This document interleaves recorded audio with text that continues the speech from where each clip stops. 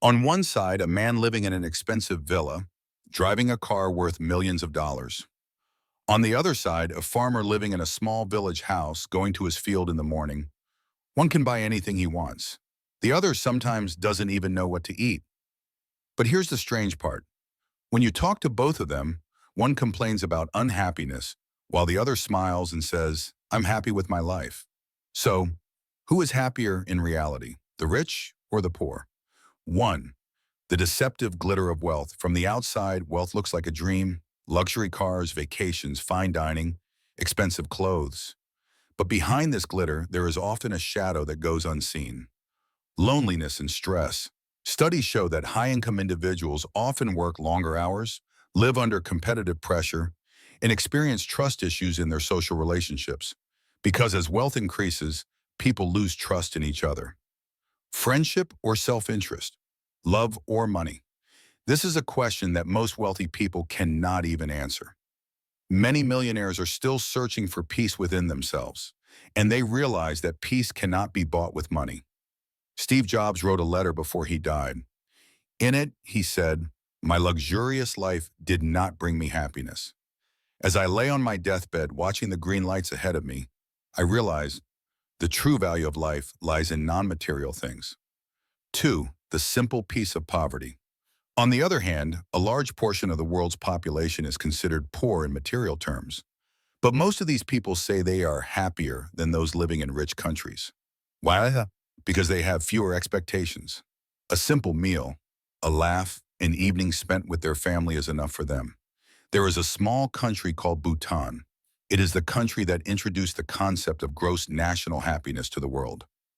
Most people there are not rich, but they are happy because they value balance in life, not money. Research conducted in African villages yielded similar results. People in villages without even electricity laugh more than those living in cities because they know how to enjoy the little things in life. Poverty is sometimes not a deficiency, but a simple way of life. Having what you need, not wanting more. Perhaps this is where true peace lies. 3. What is happiness? So what exactly is this thing we call happiness? Happiness is not the result of external circumstances, but of a mental state. Psychologists call this hedonic adaptation. In other words, no matter how much a person earns, they quickly get used to that level and want more again. It's an endless cycle. You buy a car and you're happy for a while. Then your neighbor's car is better than yours, and yours no longer satisfies you. You want something better. The rich person cannot escape this cycle because their goal is always more. The poor person, however, having already learned to make do with little, derives great happiness from small things. That is why, psychologically, the poor experience longer-lasting happiness. But of course, poverty is not something to be praised. Poverty means impossibility, helplessness, and struggle. When a mother cannot feed her child, no philosophy can ease that pain.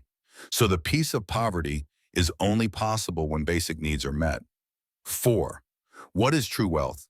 True wealth is measured not by the amount of money, but by the depth of inner peace. A person can live in a $1 million house and be unhappy, but another can live in a small hut and be the most peaceful person in the world. Wealth is a means, not an end. Money can open the door to happiness, but it's up to you to walk through it. Because happiness begins with recognizing what you have. If you look for happiness outside, you will always be lacking.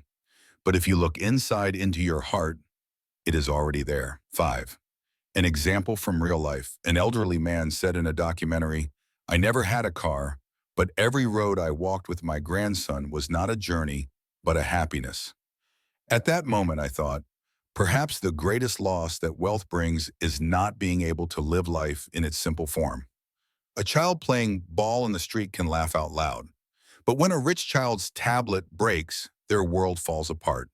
Happiness is not hidden in what we have, but in how we perceive it.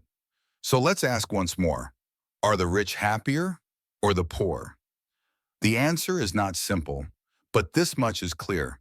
Happiness doesn't start in your wallet, it starts in your heart. No matter how much money you have, if you don't have peace, you are poor.